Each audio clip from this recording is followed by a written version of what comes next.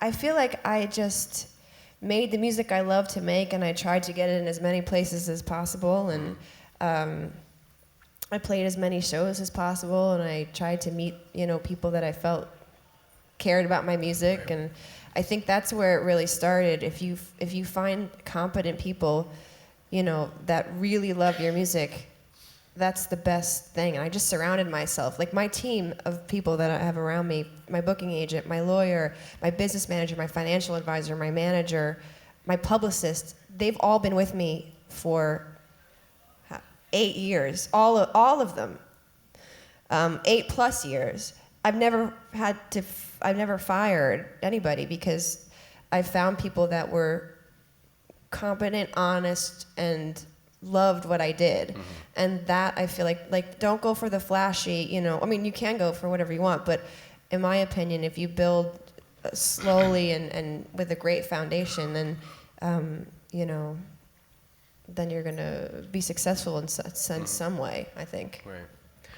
If you were to tell these people, these songwriters and music creators in the room, the unvarnished truth about what it really takes to make it in this business, what would you tell them? I don't varnish They're right here. anything. They're waiting for All your right. words of wisdom.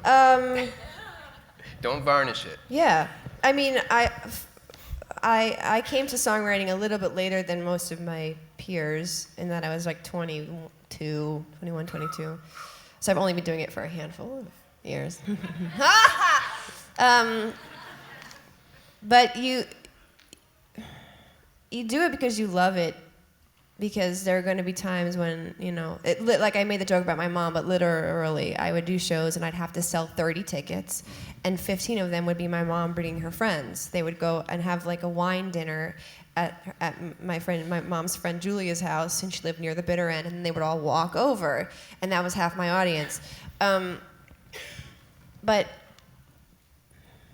I never know how to answer this, because there's no real answer. You just do it because you love it.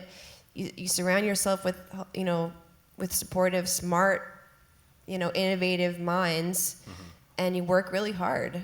I think if something gets handed to you, then you're really, really lucky, because that's not the way it happens normally. But maybe you'll get lucky. But then if something is handed to you, you have to work on after that. When I got my placement on Grey's Anatomy, I didn't just sit back and be like, okay, now I'm famous, because that's not the way it works.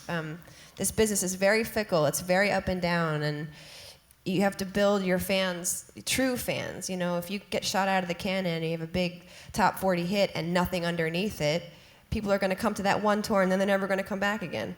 And in my opinion, I'd rather have a slow growing career than one tour that was super awesome and then nobody cares about me because I'll never live up to that one song again, So I just think for me, it's always been about a slow, progressive, realistic growth situation. Mm-hmm.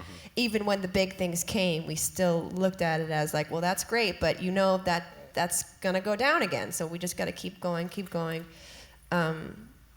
Yeah.